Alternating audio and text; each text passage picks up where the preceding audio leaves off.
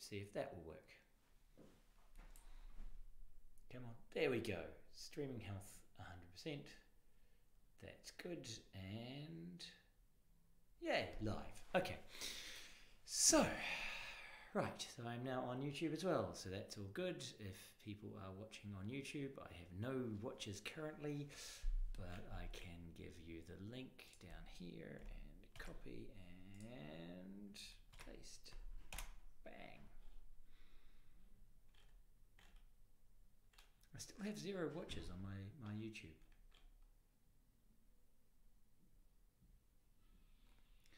Okay, so Tony, you can't connect. Oh, you have connected on voice. That's excellent. Okay, so everyone's here. Right. Okay, so I might as well start discussing. Okay, so in today's lecture, I was just trying to work out what would be a good technology topic that isn't being covered by one of you specifically, because I've seen all your topics, and I think what I've decided to do is have a look at security in games. Partly because I find it interesting because it's a kind of when we were working commercially, we had to deal with security in games, particularly when we were working for the dent lollies. So you know how you get those weird little dent lollies, the pastels that you get in Norway?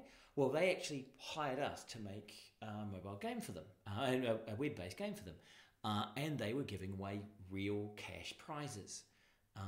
And also TVs and so like a 42-inch TV at the time, like 8 years ago, that was a TV. Now that's just something you have in your lounge, in your kind of spare room. That would be a like 62-inch TV. But they were giving away TVs for the highest score, and they wanted to make sure that the people who were actually playing the game were the ones scoring that high score. So we had to try and create some anti-hacking, some security aspects to our games. More and more, as games become connected to real valued items, we need to worry about the security of our games, particularly as the incomes go up and the just total money spend increases. So we can look at various aspects of gaming security. So what happened there? Okay. We can look at various aspects of gaming security. So one is the kind of issues around fake, around game piracy. So what happens when people steal the game that you've made and don't pay you for it. And we'll discuss theft and the word piracy as part of the ethics discussion today. But we also talk about fake scoring. So when people intercept some of your packets and send you fake data around the game or around information. Player hacking and player hacks in your games, and that's one area we're going to spend quite a bit of time on because it's fascinating. I don't believe most of you have the background in assembly level coding to actually implement a bunch of the hacking that's going on, but we'll talk about some of them. And also some of the issues around player transactions and hacking real valued money transactions. So banks were always very concerned about the transfer of funds and making sure that there was no hacking in those transfer of funds. Now that games have real money purchases in them, we have all of the same issues in games rather than just for banks. Which is why often you'll see secondary services being used for transactions. So the secondary services where you actually use a bank to do financial transfer because you can't trust your own security. Also talk a wee bit about game verification and some of the issues around game engines for serious purposes. So for example, a bunch of architectural firms and engineering firms are using game engines to discuss their models and their content. when you do that, you get into the problem of saying, well, okay, if we're going to use a game engine, then we're kind of giving up some security for convenience. What are the risks around that? Okay, so first, game piracy. This is where it all began back in the 80s. I remember loading games from cassette tapes, right? It was an audio file that you had on a cassette tape. You'd put the cassette tape in, you'd press play, the audio would go into the machine, and the audio was the ones and zeros that would then become the code. And so you'd load code from an audio file. How did you copy it? Well, you got a tape deck, you put your tape in one side and another tape in the breath, you press play and record, and you just recorded the audio, and then you'd copied the game. And so the fear was that you'd sell one audio cassette and then people would just copy the audio. Just like you kind of do now when you sell a CD and someone rips it. Yes, and in Poland they apparently send it over the radio. Yay! Because everybody should have this game so you can broadcast a game and you could load it into your computer. This is an amazing period of time. But it did lead to kind of issues around copying.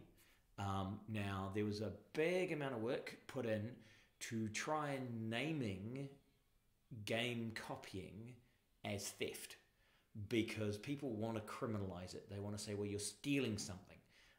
I have some large ethical issues around that particular movement, because copying is not theft. And if you go and have a look at the Copying Is Not Theft song and YouTube, you can see a lovely kind of description around why copying is not theft. If I steal something from you, it means you no longer have it. So if I steal money from you, you had money, I take it off you, you no longer have money. Copying is where you have something and now I have something. I have not taken anything from you. You are not deprived of anything. Now, the claim is, well, yes, but you've stolen potential future sales.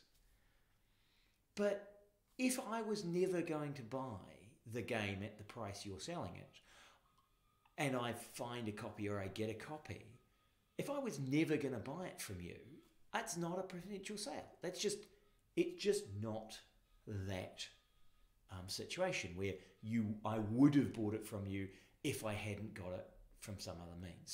So there is a lot of discussion around that. Now, I know the standard line and the intellectual property line and the legal line is that it is theft from around intellectual property. That gets us into whether you can own ideas and how we work with those. That's a long moral debate, which we can have later with anybody who feels the need to have that moral debate.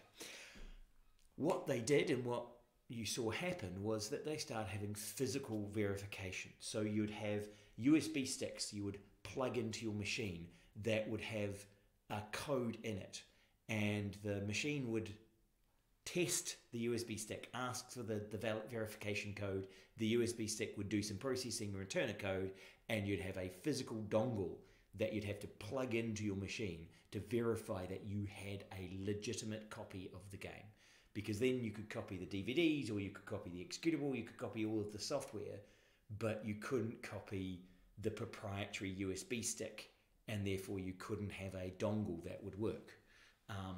And you still see that particular way of securing some software. Usually in the military, where you can have this physical constraint around, well, you have to have this physical item plugged into your machine or else none of the executables will work. It's an expensive way of doing sort of software verification. The other way is we've now moved to online licensing verification. So if any of you have been doing the mobile course, you would have done with Android, the licensing server, where the machine pings a licensing server. It asks, am I legitimate? The licensing server sends back a yes, you are legitimate if you have the right token and the right authentication. And basically it tries to make sure that if you purchased this particular product, you are still able to use it. There's some concerns around that because it changes the nature of purchasing. It means you haven't bought an item, you have bought a license to use the software. And so they can remove that license because you never purchased the item, you purchased a license. This is all legal edge case scenario stuff. So game privacy, so first it was physical, and you still see some physical requirements with USB dongles, or online verification servers. But that requires your server to be up all the time and running. So one of the problems we had was fake scoring, right? So let's say you've set up your game, and particularly if you're doing this with a serious game, you might worry about this where when you have a true value for a game, where you have financial transactions. If you have a fake score and you are giving prizes for higher score, then if somebody looks at your data traffic, finds a packet that includes score, then creates a fake packet that looks just like your real packet but has the score changed, they can submit a new high score that is a cheating high score. So that's one of the standard ways that people cheat online in online games. In fact, you find this any time you put out an online game of any magnitude, someone will start trying to fake a score to get to the top of the high score list. Usually script kiddies, because there are scripts out there which make it very easy to inspect the network traffic and create a new URL. Often the online games are just using REST APIs, and so they're not even a kind of encoded packet, not even SSL, because they're wanting it to be simple, and so they're not encoding the network traffic, and partly also because encoding your SSL into SSL takes time, and that time means that your game is slower, and so you kind of do it in the raw format, and that comes with a whole bunch of faking issues. Now, we in our situation actually did a couple of interesting hacks. One is we made the scores really, really big, so multi-millions rather than just small numbers, and we also implemented in the way that we updated score that scores were only ever multiples of 13. Just because the way that we added numbers to your current high score is that you got variable amounts of points for doing things, and that were quite big numbers, but we always made sure that you were adding mod 13 so that your final score was always mod 13. So if someone put in any other score that wasn't mod 13, we could immediately ping them and saying, right, that IP address has started cheating, right? So and we didn't tell anybody we did this. It's just the nature of the way we had to score, and we didn't actually put a mod 13 in before we sent score or anything. We just, the way in which we calculated things, we made sure we generated this mod 13 feature. We also looked at various other ways of hacking, of making sure that the game would notice someone sending false packets. So we had a hash key in our score as well, and that hash used both like the length of time and the score in the hash. So to get the hash right, you'd have to change the length of time you were playing as well as the score you had. And if we changed the length of time you played, we could also calculate, was your score out of character for a person who had played the game for 5 minutes to score as many points as you claim, right? Because we'd get a fairly consistent line of how long you played and at what score you got, right? Because, you know, as you play the game, you score more points, and so you'd have this relatively uniform kind of time versus score line. Now, if someone picked the wrong time and put in a different time to get the hash right, to get the score that they wanted, they would then appear as an outlier on our pretty uniform graph. So we were doing these sort of things to try and detect faking scoring, right? So the idea here is that was hand done. That was, 12 years ago. We've got much better at detecting these things. And we'll talk about some of those in a minute.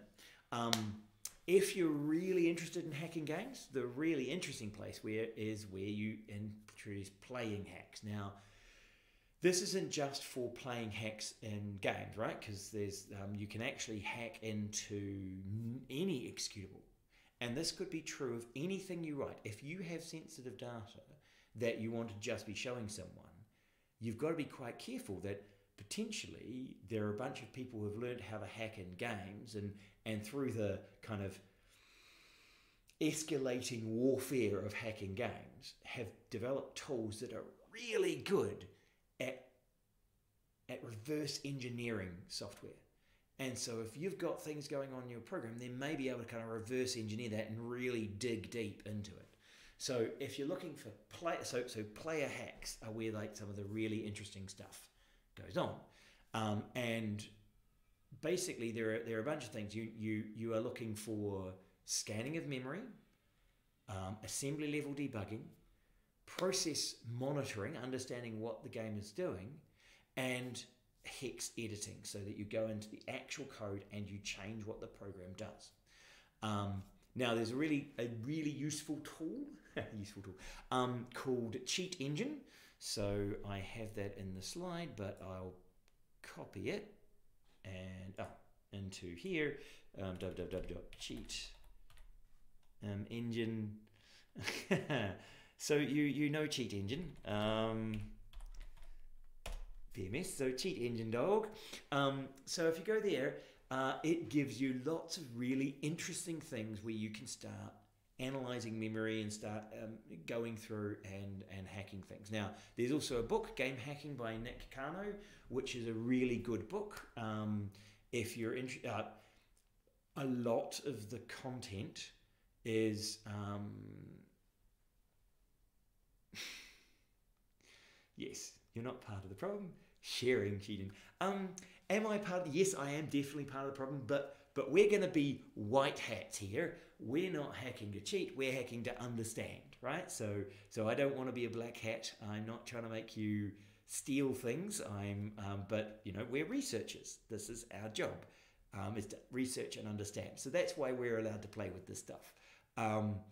If you're actually using Cheat Engine yourself to get high scores and try and make money, then you are, well, potentially breaking the law, depends on where you are, or at least end-user license agreements and just being a bad person. So I'm not particularly concerned. Only use it for single-player games. Yeah, so it's single-player games, that's probably okay. So Cheat Engine is a really useful tool. And the book Game Hacking from Nick Cano is an excellent book, but it goes really, really deep into assembly level programming. If you're really keen on learning how the x86 and Intel processors work and getting into assembly and really digging deep and actually hacking into games and building your own bots and spending years trying to build a bot for a game that is already nobody plays anymore, great, go for it. It's a neat book, but it is assembly hell, so as Joachim put it. So if we look at Cheat Engine, right, I'll actually talk about some of the things that Cheat Engine does, because it's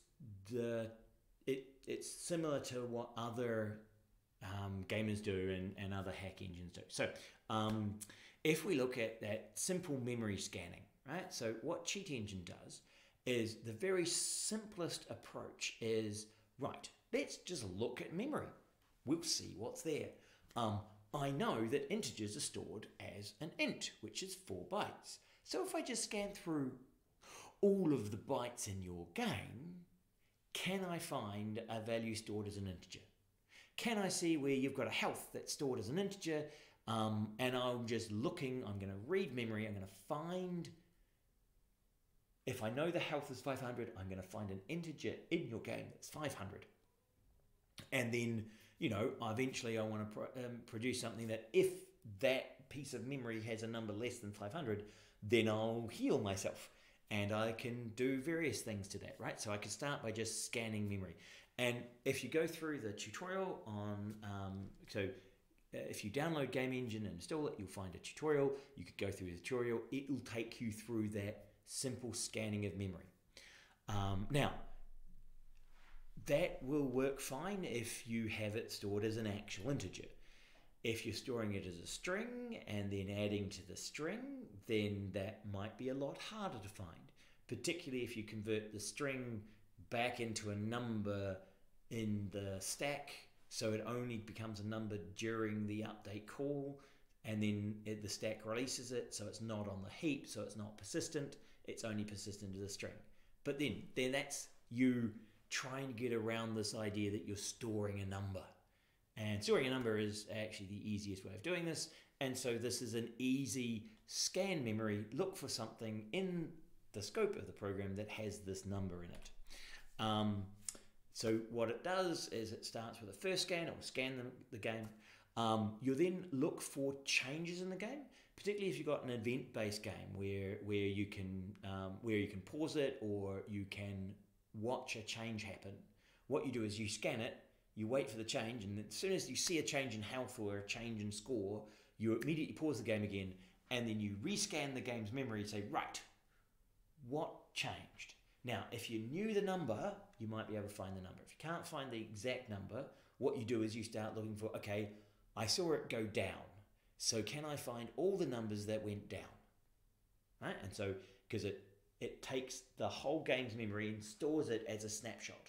And then the next scan, it compares this snapshot with that snapshot to look for all the memory addresses that have changed in their values. And you can build up a whole, like a table of all the values that change and the way in which they change and the systematic way in which they change. And then you can build like, okay, what are the ones that progressively go down? Right? And so if you're looking for health and you make sure that you don't have your health going up at any point, you could look for a memory location which systematically went down at the same times that you saw your health go down, and eventually find a piece of memory that might contain your health data. And then you can hack the memory, and you can go in there and you can, and Anticheating allows you to write script, and you can do you can generate a kind of cheating system where once you find a piece of memory that holds a particular value that you want to change, you go in there and you change that value. And in some games that will then give you, instead of 1 life or 10 lives, it will give you 100 lives or 1,000 lives, or you'll be able to change your strength from 5 to 100, and then you'll be able to bash everything. So simply hacking the current running executable and going in and changing memory in RAM to being what you want it to be is actually something you can do with Cheat Engine. You can also set up basically trainers bots, which, having detected a piece of memory changing, will do something to it or will trigger a function in your code. Now, it does this by actually going in, and what you do is once you've found a piece of memory that changes, right, you can actually ask it to track the assembly code that changes that piece of memory. Because if you remember assembly code, you have like jumps and moves. And so an assignment is you move things into registry, and then you add them together and you move them into a registry, and then you move that registry out into RAM. So that movement out into RAM, you can find that in the assembly code and then go, right, you are changing health. Therefore, whatever you are a function that changes health. So if that was the take potion function, instead of waiting to take a potion, what you do is you just trigger the take potion function immediately from the code, right? You put in event triggers, or you put in jumps that force it to jump to that part of the code and change your health or change your mana or all those sort of things, right? So there are interesting ways in which you can create automated tools that will trigger events for you. If you just wanted to create a simple bot, you could create something that would wait until something happened, and like if your health got below 500 and you should have 1,000, and you got health potions that give you exactly 500 health. You don't want to be playing the game and then forget, oh, that's right, I've got to hit health, and then you're at 420, and so you get to 920, or you hit it slightly too early, and so you go from 550 to 1,000, and you lose those extra 50. So what you do is you just set up your own scripted engine that, in Lua, that will look into memory for the thing you want, and then jump and like perform an action for you, right? So it's kind of a helper tool for you. You can also scan in Cheat Engine, but also in other scanning tools. You scan for characteristic sequences of memory allocations. And so when it does dynamic memory allocation, it actually builds up a pointer tree. And so if you're looking for where something's being created in dynamic memory, then you sometimes have to back trace, okay, this was pointed to from here, which was pointed to from here, which was pointed to here. Basically how linked lists work, you'd have to back trace a lot. And that could be manually, it's almost impossible.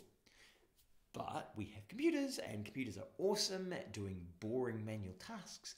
And so what you do is you can backtrace your pointers, and you can also rescan your pointer list to see when things change. And again, looking for changes in the program and seeing how those changes are associated with events happening in game allow you to dig into the game and extract information that you can then use to write your own code to break the game. Now, so Cheat Engine does quite a good job of a lot of those things. However, it's not a full debugger. And so one of the recommended tools to use to hack into games and to understand games is Olle Debugging. So this does assembly level debugging. So if you're used to Visual Studio and its debugger, then this is the same kind of tool, but you don't need the source code. It just debugs the assembly code. Now, I've seen people use this to also understand how to instrument individual function calls. So when you're debugging, one of the things, and profiling, one of the things we like to do is find out how often a function is called. So with debuggers like this, you can go in and see, right, that's a function call because it's a jump and it allocates stack memory, therefore that's called to a function. What does that function do? Blah, blah, and you can dig into those function calls. So what it also then allows you to do is say, right, having calculated these, I can then change the executable by adding a patch. So the Olle Debugger actually has a whole patching system. Now, what patching does is it takes the executable and removes some lines of code and inserts other lines of code. And so it creates a patch for the executable. Now, often you would need, like one way of doing this is when you're building executables yourself, you build an executable and then you patch some part of it and rebuild a new executable, and then look at the differences between the old executable and the new executable, provide a diff between those, insert it as a patch, and send out just the patch, rather than having to send out a completely new executable for people to download. The problem is, if you allow patches to your program, then game hackers could send a patched update to your program, which will still run. So some of the new cheat hack detection software basically doesn't allow them to send patches to executables. They basically just send a whole new executable, and everything has to be consistent with the new executable in the new version, and it just deletes the old and writes completely over the top of everything. So nuking from orbit, just to try and stop you doing this kind of patching. But that's another tool that hackers use to patch and kind of understand what's going on in memory. Luckily, Microsoft also really likes understanding what's happening in computers, and so some of the tools you can use include process monitoring tools from Microsoft. So if you go to Microsoft Sys internals, you can actually download a couple of really useful process monitoring tools. Yes, it is partly why games have massive updates, is because if so we've had the question, is that why some of them have massive multi-gig updates every single time, even if they're only doing minor adjustments? And the answer is yes. That's why they make you download massive parts of the game. It's so that basically all of the error checking comes in all at once, rather than, and all of the cheat comes in all together, because it needs all of it to verify itself. If you imagine it like DNA splicing, you actually have in your DNA, I don't know if this is interesting, but you know, I'll go off on a tangent. DNA has a code checking aspect to it, right? So it goes through and checks your DNA to see if there's any damage or anything broken. And it has kill cells which go through and kill it if there's anything that doesn't fit, right? Now, if with cancer, you need two things to happen. One, you need the code checker that checks to see if your DNA is consistent to be hit by a UV, by some damage, by UV or some radiation. And also the growth mechanism to be hit by damage. And then it doesn't have a kill cell and it has a growth factor. And so then it starts to like expand rapidly and grow and metastasize. So you have to have both of those things happen. Now in code, if you allow there to be patches and you don't have any checking mechanism that says, is this a legitimate patch and change to my software, then basically what you do is you take out you have your error checker in there and you integrate it all over the program all the way through. So which means if you need to do a single tiny update, you need to rip out all of that and then put a whole new lot in, right? Because it is just, it's just too dangerous. It's too dangerous to allow people to kind of do small updates to your code, or for you to do a small update, because then the hacking software will fail, right? So that's why they're so big. Process monitoring. One of the things you want to know about the program is, particularly if you're looking for files, save files, or high score files, or any system interaction, where any time your program, your game interacts with the system, the process monitoring tools that Microsoft give you to can deeply analyze your computer. So if you look at in that website sysinternals, you'll find the process monitor. You can download that, install it in your Windows machine, and start finding where the game actually writes, performs system calls to write files, or reads in system events.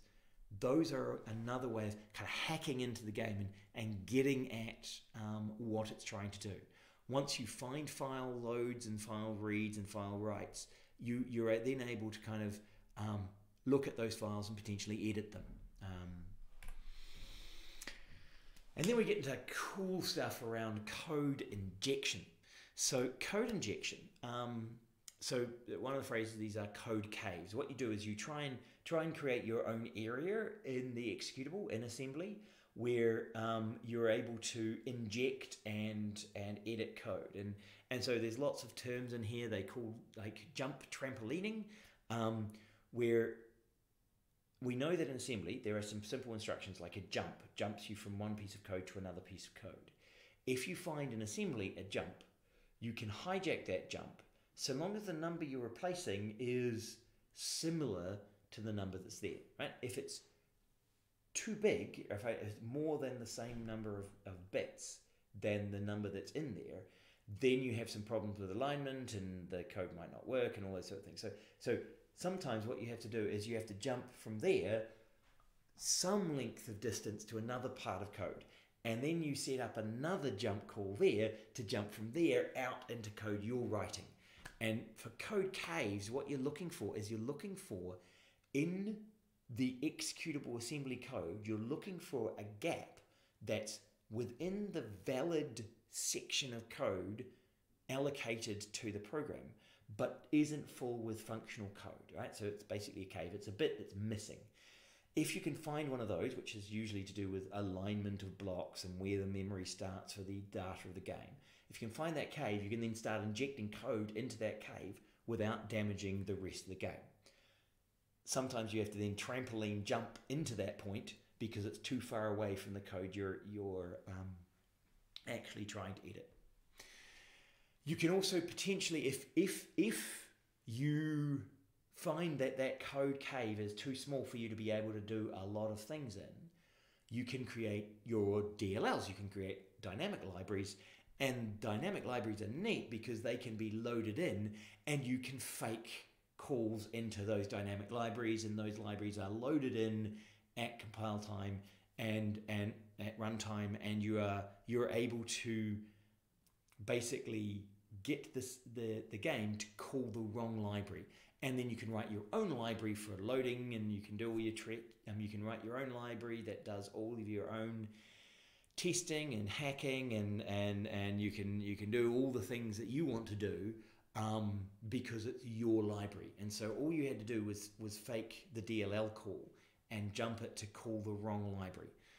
So that combination of code injection, DLL writing, and kind of ripping apart finding the bits of the executable that are vulnerable to code injection and then injecting those in. Now, that requires you using the Olle Debugger kind of approach to patch an executable or to edit a running executable. The issue with editing a running executable is that you go in there, you edit it, and then next time you load the game, your edit's gone. That's why you want to do a patch. Sometimes you do a runtime patch where you'll load the game normally, and then you'll run the automatic patch that goes in and makes the changes you need for this game to run this time, right? So you need to kind of not necessarily just patch it on disk so that every time it runs, it works with the hack. Sometimes you run up a separate process that then injects itself in. Now, gamers and game hackers have been doing all this sort of stuff for about 20 years. So we've got pretty good at it.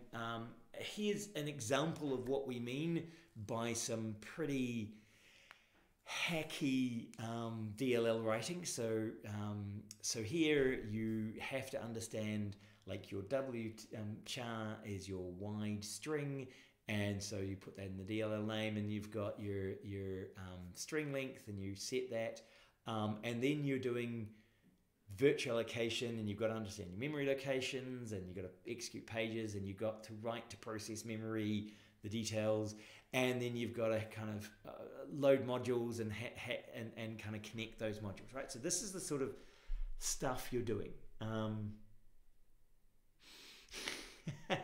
So you've been hacking when I modify DLLs to make old games work. Yes, that's technically you've been hacking the DLLs to get them to work. Well done, that's excellent hacking. Sometimes you need to hack a DLL to get an old game to work because the new games aren't compatible, or the old games aren't compatible with the new DLLs. So you can actually hack games to read different DLLs. What you were doing, Tadia, was you were taking a modern DLL and you were fixing it so the old game would still be able to call its functions in the way that it thought they were there, even though the DLL deprecated those calls. And often they're not deprecating them for good reason. They're kind of just deprecating them because they think no one's using them anymore, and your old game does use them, and that's a problem. So, injecting code. We also have something called no-op, or NOP, so no operations. Basically, a no-op's a really neat little feature in languages. So languages have this no-op thing where you just say, oh, no operation this time, just step over it. The neat thing about that is that because it's a single byte, right? So you've got a no-op that you can insert. If something has like a jump on increment, right, or another operation, if you have a for loop which is going to short circuit, or a while loop that's going to short circuit as it goes through, and it's looking for something to do a continue when it finds, if it's going to go through everybody, and the example that he uses in the book and is there is, if you're going through drawing all the health bars of enemies, but you're only drawing them if the enemy is visible on screen, so they're not behind a wall, right? Now, So one of the neat things about health bars is that you tend to draw them in front on top of stuff, right? So that when you see the person, you draw the health bar above it and its Z depth is in front so you can see them all, right? So we don't have people's health bar, like characters walking over top of other characters' health bars, right? Because that would be annoying. So what we do is we basically draw all the health bars on a layer in front of all the play screen. So what you do is when it goes to draw the health bars, it goes through and check, are you visible? And if you're not visible, it doesn't draw it. And if you are visible, it does. Now that if check is a check and a continue in the for loop to skip to the next one. What I can do is I can go into that if chest and continue and put no ops in there. And so when the assembly code comes to it, instead of doing the if and then doing the jump, the continue jump, it just no ops a couple of times. And the if exits. And then it continues doing its normal draw call. So the for loop goes through and draws all of the health bars of all the enemies no matter where they are. Which means suddenly you can now see through walls and do what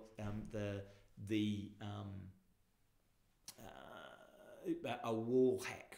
Because what used to be obscured is now visible through a wall.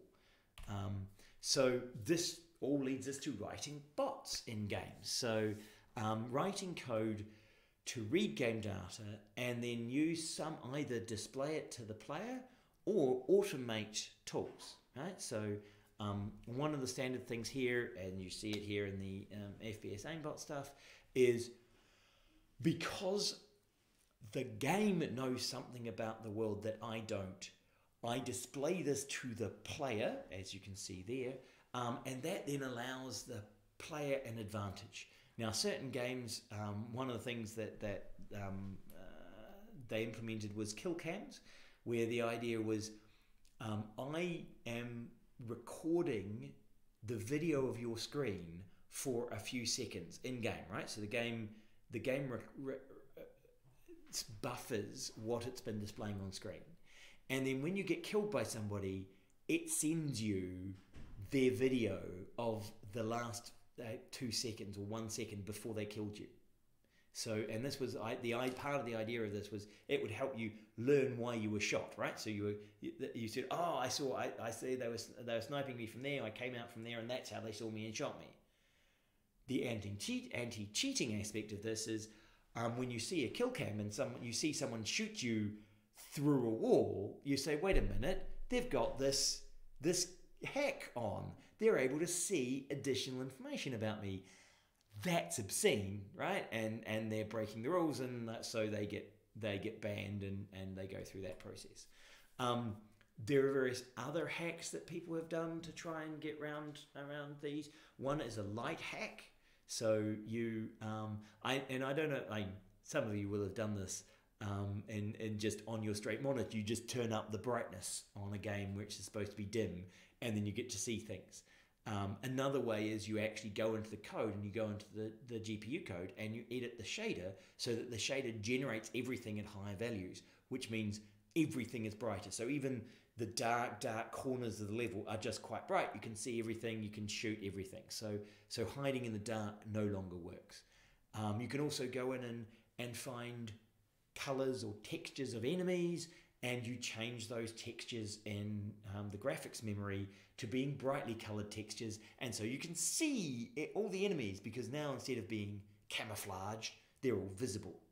And you can also look for Z buffer hacks, where Z buffer is when you draw things, you draw from the back to the front. So when I draw something and I draw something over top of you, you get obscured. So for example, if I've got a character and I want to put a wall in front of it, I draw the character and then I draw the wall, and then you can't see that character. However, a Z hack draws the character and then changes the Z of the wall and puts the wall behind the character or behind the head. And so you can still see the character because the wall is now being drawn at a different depth. My children play slither.io. Now this is a standard slither.io game. You're the little purple worm and you've got to scoot around and avoid the big worms and try and find all the food, right? Now, one of the interesting things about this, of course, the dots, it will show you just the dots that are currently visible on screen, and those are the dots visible on screen. But if you add a zoom hack to Chrome, the information actually sent to your computer about what's going on in Slither is this information. So it actually sends you the big wide view, and what you do is you stretch out your screen, and then you get to see where other snakes are and where their heads are and where they're moving, because as soon as that snake is detectable, your game gets all the information about that snake. And so people were quite annoyed that there were a bunch of people who were doing this zoom hack where they'd zoom out the game to show all of the things that were outside of the normal scope of the game. Right? That's the kind of thing. Now, if you're doing a serious game or you're interested in kind of understanding how people are using your game, one thing you have to think about is, are they hacking my game? Are they using zoom hacks to see more of the world than I thought they could see? Are they grabbing textures? Are they grabbing my packets? Are they interacting with my game in ways I didn't expect? So you can certainly find textures out of these games. So actually, one of the ones that I didn't think about but happened when I had a hard drive, and I had it started having some hard drive failures, and I thought, oh God, no! I've got my photographs on that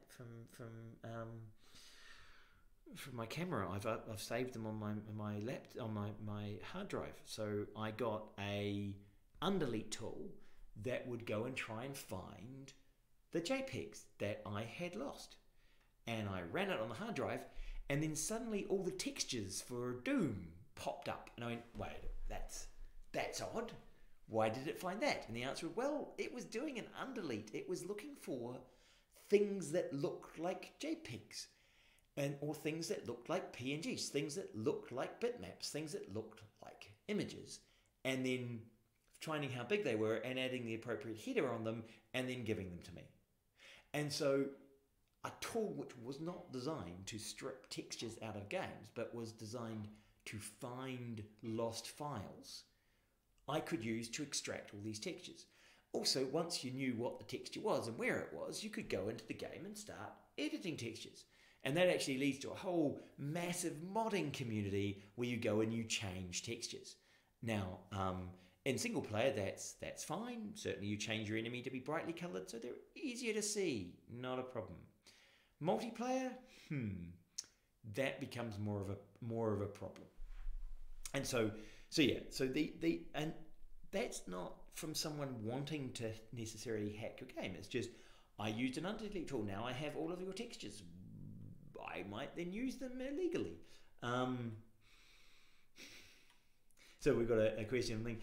So I find the hacking of the first generation of Pokemon really interesting, since you can modify a lot of the game values through moving items, soft setting and brute forcing. Yes, Nintendo. Doing a lot of cool things, everything from cycling inside, going through walls and completing the game without fighting a single person. So there is actually also some interesting find oddness in Nintendo, and where you remove some of the code that does collisions, and then suddenly you end up outside of the walls of the world and you wander around the strange parts of the world that weren't actually part of the original. So there are a whole bunch of really interesting hacks that you can go in and find. Sometimes you can actually find Easter eggs in games that are there just for the people who find a way of hacking the game, because there are some developers who know that you're going to hack their game, so they make the game enjoyable for people who have hacked their game. Now they could also be putting in some traps in there that when you do display this particular thing, it actually does also connect the internet and say, haha, we've found you cheating, because you would never have displayed this texture and therefore connected to the internet unless you were actually somehow had cheated the game. Some of you, of course, will have heard of the hot coffee mod, and I think it was Grand Theft Auto, where there was a sex scene which had been deleted from the game, and then some people found the sex scene by hacking the game and finding the code that would generate that sex scene. And they called it the hot coffee mod because if you modded the game, you'd be able to reinstall that version. Now, the developers were saying, wait a minute, that's not the game we delivered. The game we delivered didn't have a sex scene in it. You can't criticize us for people hacking the game. Another hack that people have found is that in some games, what they did is they actually have nude models of some of the characters, and then they put fabric, they had cloth models that you'd put over top of the nude mesh, right, to actually have it flow properly. And so what people did is they found ways of removing the clothes and having nude people in the game. And it's kind of, well, yes, technically the model was there, but it's just, you're going to a great length to try and change the game to make it not what it was. So there is a question of how much the game are you responsible for once people start doing this kind of hacking, right? If someone hacks your game and draws a penis on your main character's face and go, haha, look, this game has penises on their faces, and it's clearly a mod, it's kind of, well, no, we didn't draw penises on the faces of our main character. That's some hacker who has changed our game to do that. Now, of course, we're getting much more sophisticated hacks, and they're getting much harder to detect. One of the issues we had that I know that Vixel were asking us about, again, in data inspection, was as a commercial company, they're working with CAD models. Now, some of those CAD models are actually commercially sensitive. The question they had is, when I send a CAD model to you and you display it with your GPU, you send that model's vertices to GPU memory. But that's just memory. It's inspectable. If I inspect that data, I can extract all of the CAD model data that you sent me, which means if I get to view that CAD model, even if you encrypt the CAD model on sending and you decrypt it in your program to display it, so I never get to get a copy of the CAD model sent to my machine, I just display it using my GPU. I can then inspect my model, extract that CAD model, and then 3D print that perfect part. And now you no longer have that as your trade secret, because I've got a perfect model of it. So one of the questions that they have is, how do you protect against that? As far as I can tell, the only way to actually protect that is to do what games sometimes do, which is to move away from allowing the client to render things and to just show you a video stream of the model. So I render it on machine and just send you a MPEG, and you can ask me to change where you're looking at it from, and then I will take that, I'll change the position and re-render a new stream. This, of course, does not work in VR. The lag is just immense. And so the whole VR viewing with a stream video is currently not functional. And that's one of the challenges of working with commercially sensitive content, is that when people do this kind of memory scanning, look at the GPU memory, they can extract your proprietary models. So, given that we have all of these activities going on, how do we stop it? Well, you can try and do stuff yourself, but if you're any scale and you're any company, you start looking for APIs and people to help you. And so we often use anti-cheating tools. And so some of the ones that you can find are things like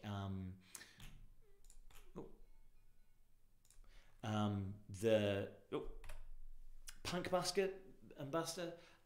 It does a bunch of cheating. It tries to find if you're using signatures of cheating tools and if you've made any changes to the executables. And one of the things they're known for is they also have done hardware bans where to play the game you also have a hardware key that's associated with the game. And so when we ban you, we ban the hardware version as well as the player name or location. So that particular machine can never play this game again. So Punkbuster is one of those. ESEA is another cheating tool. It does browser-based checking, and it kind of is constantly on and constantly checking what you're doing. Valve has an anti-cheat system. GameGuard is another one you can use. Warden is actually Blizzard's proprietary internal one, and Warden appears from looking at reviews to be the best of any of these. So one of the discussions I saw was that in the hacker space, that with Warden, it uses the same cheat code to both check the game and the system, as well as to send a heartbeat back to Blizzard irregularly. And so basically, because it's using exactly the same piece of code, the suggestion is it's almost basically created a halting problem equivalent challenge for the hacker, because you've got to be able to disable the code without disabling the code. Because if you disable the code, that code still has to run to send the heartbeat. And if Blizzard doesn't get the right heartbeat in the right way, it will flag you as cheating. And so to disable the code, you have to rerun the code. But to run the code, it will have checked the cheating, and therefore you both have to disable it and not disable it. And so you have this whole halting problem, leading to an impossibility to actually defeat Warden because of the way that the clever programmers at Blizzard had set it up. Basically, you have to fake Blizzard to be able to get Warden to still run your game. So they've done a very, very good job of detecting cheaters and blocking them. So standard ways of doing so some of the shells of these programs. So they use profiling and fingerprinting, right? So they just basically the same as virus scanners do. They look for known cheats, because they build up a library of known cheats, and then they kind of use those to detect, have you got one of those? Some of them, and this was very controversial when they first did this, was to scan your computer for other executables. And so if you have Cheat Engine running, it scans your machine, goes, you've installed Cheat Engine, therefore you're a bad actor, and I'm going to ban you from our games.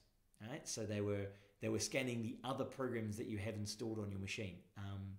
So then people had to try and find ways of sandboxing that particular install, and kind of it becomes a bit of a mission. And also, it is very invasive and anti-privacy. There was one actually, and I couldn't find the most recent the news article, but a few years ago, one of the companies was doing this kind of invasive scanning of machines, all to find one particular cheater. And so they actually got into a bit of shit with their community for being over kind of breaking a whole bunch of privacy rules just to find this one person who was cheating. But then they tried to narrow it down, and eventually they stopped doing all the invasive stuff. But it was still a massive privacy breach while they were hunting for him. Another way is you look for characteristically different behavior. So as I said, when we were recording time and score, when you looked at that, you could, if you saw an outlier, you could be fairly sure that it wasn't possible for someone to score that number of points in that length of time. So everyone else was here, they were up there, they had cheated. So in general, you can look for those sort of outliers. And that's if you're recording a bunch of analytics from your games, like how often they shoot, how often they've reloaded, and how many bullets they shoot, and how accurate they are, and how many points they've scored. If you're recording all this information and you basically do a standard categorization, AI categorization map, looking for outliers, you'll find, if you find outliers, you can go and then look at those specific players and go, is this person cheating? Right? And if you've got really good detection rates on that, you might even not have to have a human look at it. You can just auto-ban them if you're really good at detecting outliers. You can also do some interesting things. When you detect what you think is a cheater, you start sending them false data, but you send it in hidden packets, right, that don't get displayed on screen, but that a bot will pick up. And you see if it responds to those hidden messages. If it responds to the hidden messages, you know you've got someone who is using a bot because that thing was not actually displayed on screen. And so you can put into your game some false data to try and find bots that will respond to it. And then you try and trace back those responses to the people who are cheating. What we did is we also created a honeypot. And so as soon as you detect cheating, you don't ban people immediately, right? Because if you ban them immediately, they notice or they know what they did that was detected. So what you do is you add them to a cheating list. And there's various ways you can do this. You can put them into a sandbox so that they're in their cheating list, but the sandbox means that they kind of are placed into their own area. Now what we did is when we detected you cheating, we actually flagged your high score as a cheating high score. And so when you gave more cheating high scores, we just put them into the cheaters bin, and you got to see everybody, including all the cheaters, as a cheater. But as a normal player, you only got to see the people who were normal players, which means cheaters were able to put in their high score, see themselves on the top of the high score list and go, oh, okay, well, that was easy. I'm now the top of the high score list. Great. And then they'd see a whole bunch of other people who were cheating. And then they'd go, oh, I can outbid that guy. I can get a higher score. So they'd put in an even higher cheating score. And then they would sit there competing against each other on their own fake list of high scores, which none of the normal players had to see, and none of which we would count towards prizes. Right? So they were sandboxed off into their own area to play among themselves. We can also watch what they're doing if they are hacking, and if you immediately prevent them from getting in, they think they have to work harder on hacking, and so if you block them, they'll try new ways and different ways of hacking. If you let them in to something that looks authentic, then they go, oh, well, that was easy. I don't need to do more hacks. I can just do the hack I've already done. And so you can build defenses while you watch them explore in the sandbox. And if you wait to ban people and wait to jump them out, it's much harder for them to work out what it was that you used to detect them, right? So you need this kind of intermittent reinforcement, and so you have a ban wave where you go through and waves of banning to get rid of people. So you'll see that happen in games. As a programmer, you try and obfuscate things. If people are reverse engineering your assembly anyway, you're kind of a bit screwed. But you can add lots of checking code. You can also access a piece of information in multiple places in multiple ways, so that if it changes once, suddenly a whole bunch of places change. And so if somebody does try and change part of your part of the system, you've got multiple places where you've stored that information, or you've multiplied it by 2 and stored it somewhere, and then you check later, is this code divisible by 2? And you say, aha, it no longer matches that code when I check it against it, or those sort of things. So you build in more and more checking code, which just slows down the cheaters. You can make a game as purely a service. And so you have a game as a service, you log on, you do everything online, you do things on the server. One of the things you're starting to see with 5G coming through and really high-speed internet is that some games are looking at saying, well, actually, no, what we'll do is we'll have our mainframes run the game. You just use your Chromebook or your tablet as the screen. We will stream video to your screen, and we will take your input and send it to our servers. And we'll just make sure there's a server relatively close to where you are. And that way, hopefully, the loopback's so fast that it might be slightly unresponsive, but it will be good enough. And you won't really notice the delay. And so that allows you to keep all of your information on the server. The only thing the player gets is a video stream of the game, right? And they just send their data out and get a video stream back, and you you never give them anything but that. Now you still get some light, like they can change the lighting on the screen. You could have some visual processing hacks, but they can't do any of this memory inspection stuff. That's not going to work for VR, but some games are moving in that direction. Yes, and if you want to do image injection, that's a lot harder. One of the interesting things I've just started to see come through, and I've not seen anybody specifically doing this, but it's something that can be done now, is per player executable. And so you're starting to see a little bit of this, but given the number of kind of overnight builds that companies are doing and compile on demand, the idea is that when somebody requests a game, they don't get a straight copy of an executable. You don't download the executable. You log in, you register who you are, and you download the initial system verification tool. It comes onto your system. It calculates all of your hard drive, like your hard drive speeds. It calculates your GPU speeds. It calculates your keyboard and mouse and kind of does a hardware configuration. Sends that back to the server, right? The server then compiles the game using those features and your username and your login. And so this is a bespoke executable that is only built once, and it's built for you on that machine. And so it's highly customized. It also potentially has been optimized, because if you've got a compiler where you actually have features that you can turn on and off and it will make the code run better, you can actually compile time optimize to make the executable much, much smaller, because you get rid of all the stuff that their machine can't do anyway, which becomes more like a progressive web app. And so you have this on-demand compilation of games, an on-demand compilation of apps. And so this is a new way of preventing hacking, because to some extent, that person cannot share that executable, because no other person can run that executable but that person on that machine. If you move to a new machine, you need to re-download the program, and then it actually downloads the system check, grabs all your new system information, goes out, rebuilds you a new executable, and sends you the completely fresh new one-off executable. Right?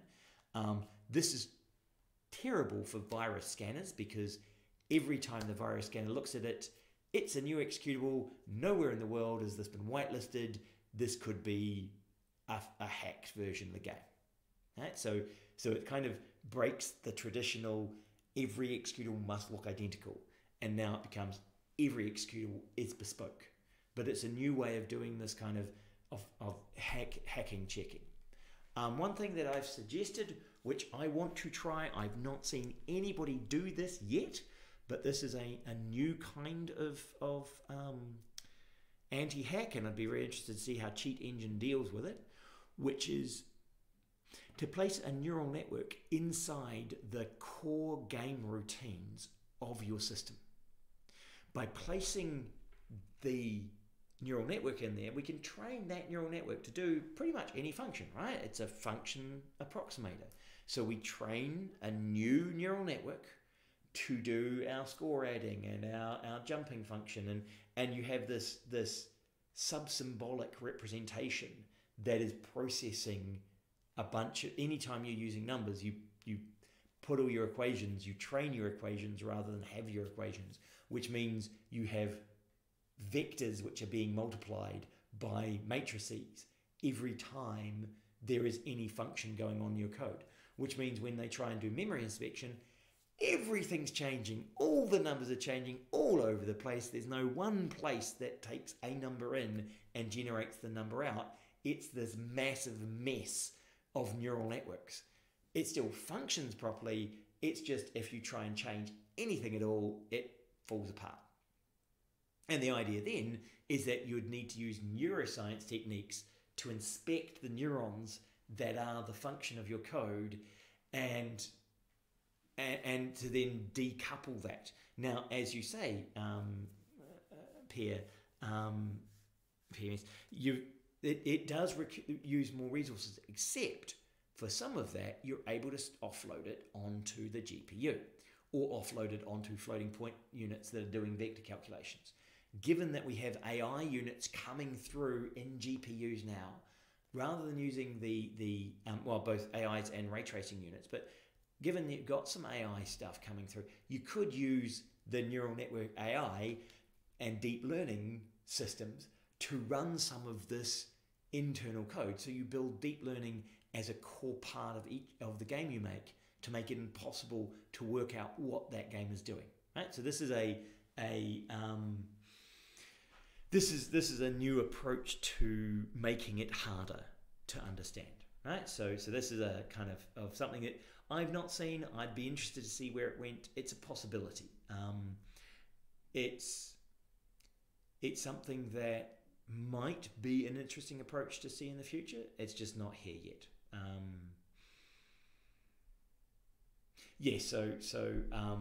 There are ray tracers have had so ray tracing has gone into the new GPUs, but there is also specific AI cards coming out, and some they're looking at new graphics cards having an additional AI sub-processing unit in them. So it's one of the AIs and deep learning systems are coming.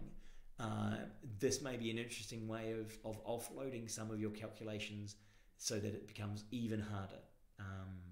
So the RTX series has some AI cores, for example. So if you're not using your AI 100% in the game to make your AIs work, you could use it to make your game impossible to break into by making the person do neuroscience on your game. Okay, the last thing, seeing I've been talking for an hour and a bit, and I'm going to talk for an hour and a bit longer. Well, not another hour, but I'm going to talk for a little bit longer because we're now into the ethics.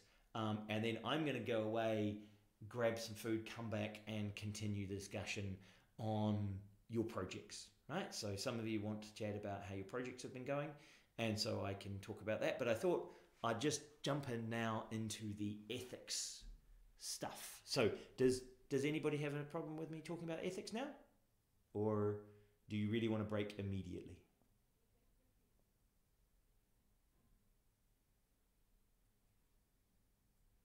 Go ethics, yay. One of the things is because we're doing this online and we're streaming it, and some of you are listening to it while you're doing the dishes or eating your breakfast, or you're watching the lecture and you're kind of eating and doing your other things. No ethics. So some of the things, I potentially you're more relaxed than if we were actually sitting in a lecture room and you were unable to do anything. You may even have been able to pause the YouTube live stream, go to the toilet, come back and play me at 1.5 speed to catch back up again. So hopefully you guys are still comfortable. Okay, so if Taria, I'm not sure what your single no means. Is that no, don't talk about ethics, or no, you need a break to go to the toilet?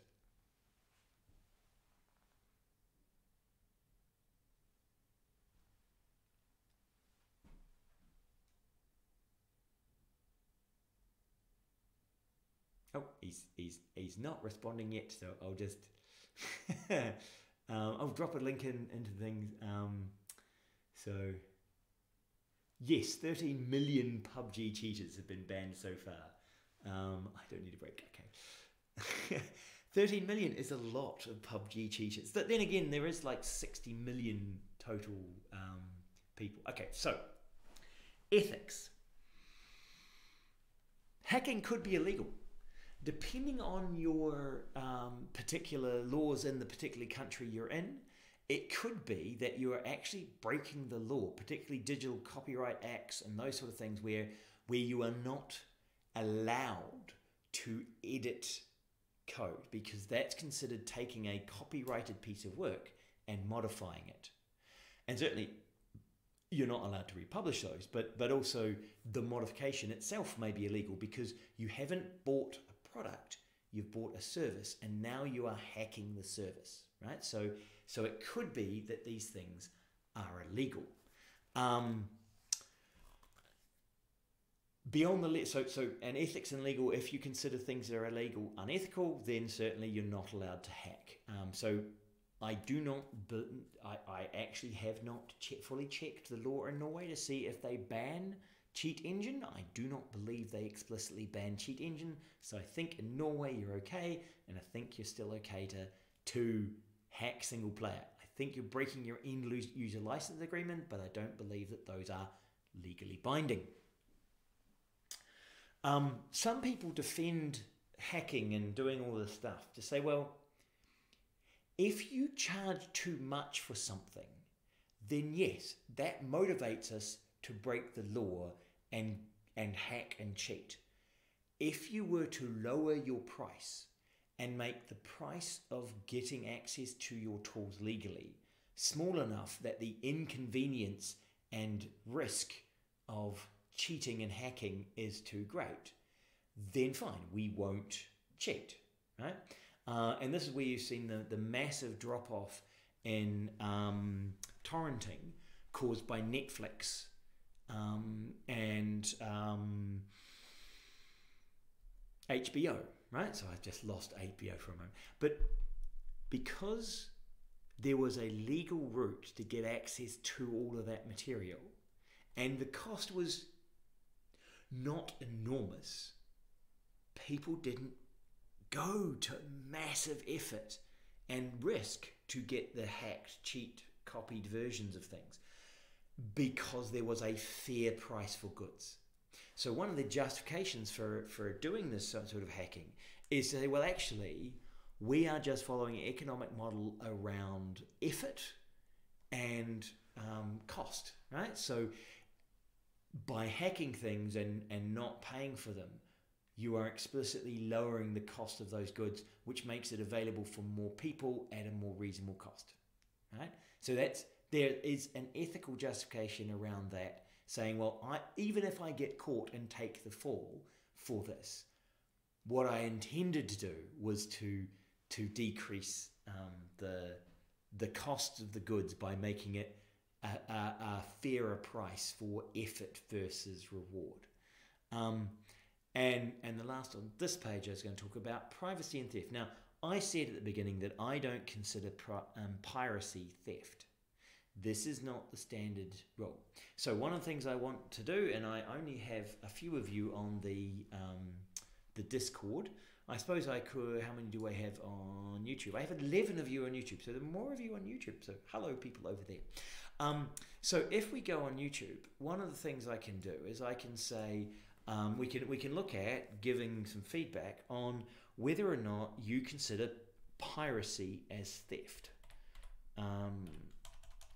So piracy equals theft? Question mark. Oh, and I spelt it incorrectly. Can we first define the term theft? Okay, so what do we consider theft, right? So I've gone thief. Piracy is thief. I've been having that problem, so I need to edit that. Can I edit it? Or just delete? Remove. Okay, so I can remove my own. So I can go piracy. So what is theft? So theft. Well, you guys can kind of write some stuff in Discord. For me, so my definition of theft is where you take something that belongs to someone else.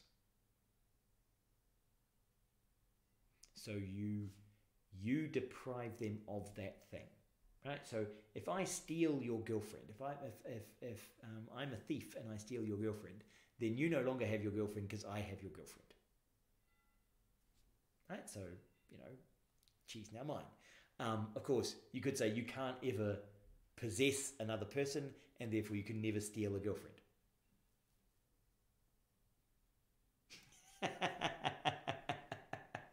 As I said, women are not objects, and so you can't possess them. So you can't steal someone's girlfriend because they were never an object that you owned, right? So I would say that you can't have theft of a woman, right?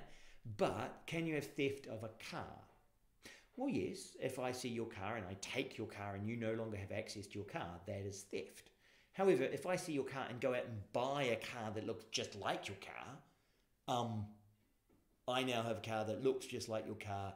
Is that theft of your concept of being the only person in town with a Tesla? If I go out and buy a Tesla.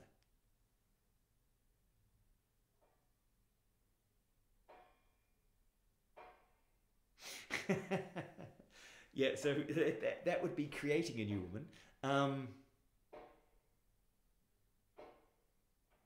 So if I define taking something from you as theft, then no, you can't have theft. They're a woman here, buddy, or they're a woman there, buddy. So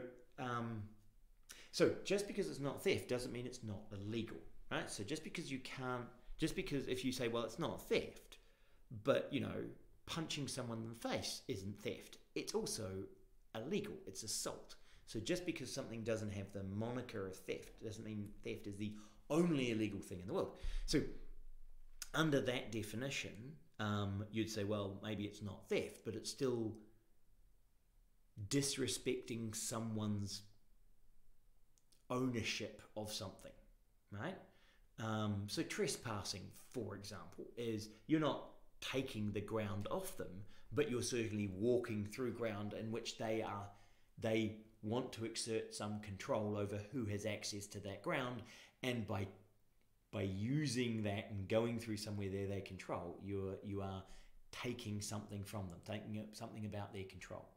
Now this becomes very interesting in cheating and hacking and ethics, because when we look at control, so intellectual property is actually about control of property rather than about theft, because it's not the case that intellectual property of music, for example, it's not that I expect you're going to take the music away from me.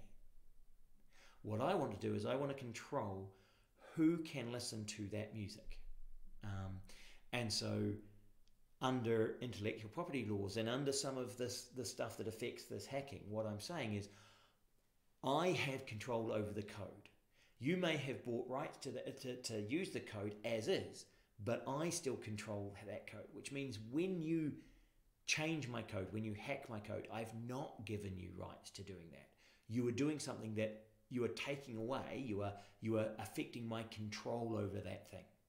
And so by taking that away, that's the ethical problem that you're going into, is that you are taking something that someone has a sense of control over, and you're removing that sense of control. If you bring this over into graphics, if there is an image that you are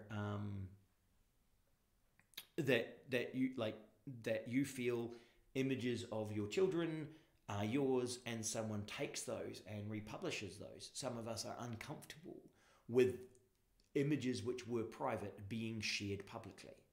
And so that's again not theft, but it's certainly loss of control over who sees that image and how that image is used. So Tony, if you patch my code, there will be a theft that you get my code, patch it and redistribute it. So if I patch your code and redistribute the whole thing, if you do it on demand compilation and someone's get your code and manage to run it, is that theft? Right, so there's interesting discussion. So the discussion there is around patching, right? If I patch your code and then redistribute both my patch and your code, or people buy a game legally and then use my patch to make it different to what it is that they bought. Again, ethically, what I've done is I've removed the developer's ability to control how their creation is used.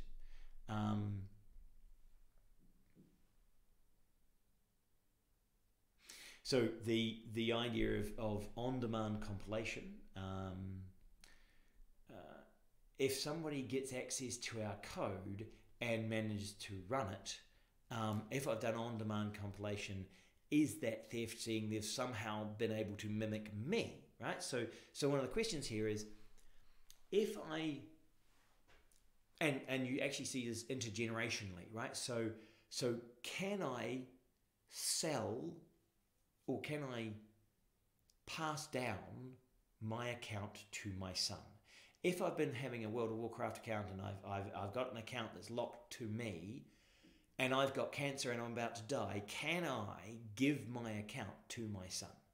Could I hand it down? Could he pretend to be me? And is that theft?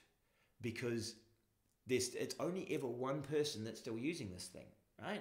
It's just that I've changed from me to my son, right? Am I allowed to do that? Is that a legitimate change of rights of who is accessing? One of the interesting challenges, if you attach games to particular individuals, what happens when I change my name? Is that acceptable? Can I change my gender? Is that acceptable? If I change my name and my gender, am I a different person or am I the same person? How do you verify that I'm me once you can't rely on my name and my gender? What is the other identifying characteristic? What is it that you use to identify me? I'm unlikely to share my DNA with my game company. And so surely there is a way of transferring the ownership, the control to other people. Once you allow an ability of transferring ownership from one person to another person, then some of the hacks of copying, I transfer it to you, but then I keep the copy myself, right? I say I've died, I disconnect my computer from the internet, I say I've died, I've handed it to my son keeps playing on the internet, I still have a copy of the game on my server and I play it. If I've legally bought a copy, but I fake your server because I needed to play this offline, can I fake your server so the game hasn't changed at all? All that's happened is how I connect to the internet and how I verify it has changed. So is the hack of the server but not of the game? And I never bought the server, so I didn't enter into a contract where I said I wasn't going to hack the server. How does that work? If someone else creates a fake server and I connect to the fake server rather than your server, am I breaking the rules? If I don't know, am I breaking the rules? Where are the lines with these hacks? If someone creates a bot, is that illegal or is it just unethical? And why would creating a bot be unethical? So I see there.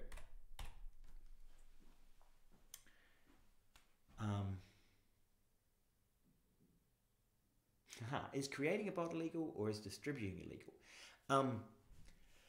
Well, I actually think you probably can't actually treat a bot or some of these cheating as illegal, because I think in a lot of places a bot is not illegal because you haven't changed the game, you've just read things, right? And there's some anti-cheat things which even are trying to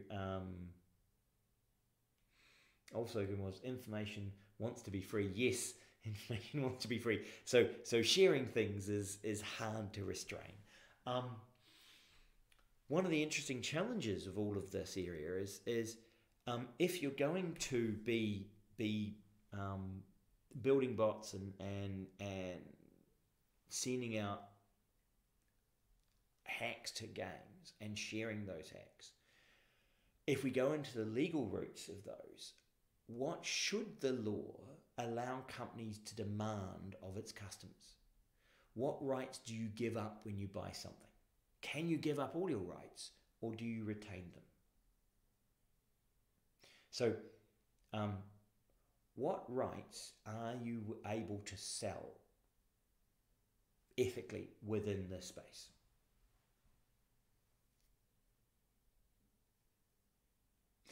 Could it be unethical not to share? So, it could be that within your own community, you decide that certain things are unethical. Now, one of the solutions to this, and this is what poker companies did, is so casinos realized that they couldn't stop people from cheating at poker, right? They knew there was no way that they were going to be able to defeat all of the ways of cheating at normal stud poker, and that the house would then lose. So in the 90s, they decided to systematically remove stud poker from all television and all promotional material and replace it with Texas Hold'em. The reason they replaced it with Texas Hold'em is because of cheating. What they decided to do was, in Texas Hold'em, the house always takes its cut of every pot. The only people gambling are players versus players. The house knew it couldn't stop you cheating, so what it did, it said, well, okay, you're just going to cheat other players. We're fine. You're cheating other players. That's all right. So to some extent, by changing the way in which you think about cheating, and you say, well, you know, all you're actually doing is cheating other people and destroying their experience, but you know, hey, that we still get money from all of you, so hey, that's all right. That's not a particularly necessarily ethical way of dealing with cheating. You as a player may feel that that's unacceptable. Okay, so yes, it's 10 past. Some of you need to actually flee. The last thing I was going to say is, and actually you can see the end of the slides, how you secure data and what are the ethics around businesses, right? So I want you to think about some of those. That was the last thing I wanted to talk about. Some of these challenges. Is it acceptable for a game to start trawling around your internet? Because if the game starts trawling around your internet search history or trawling around other applications, that's potentially unethical. So next week we'll have a review of your projects again, and I'll set up a doodle poll and all of you can log in and pick a time, and then we can have the doodle discussion. What I'll do now is I'll let everybody go. I'll stop the stream, but then I'll talk to individuals who want to talk to me now about their progress in their reports and their progress in their game projects. Okay, so I will also wave goodbye. Hopefully that was interesting, a different approach to technology. If you're really interested, go try some of those programs, start investigating how you hack things. It could also be useful for some of your data collection, but potentially unethical for your data collection. Okay, bye guys.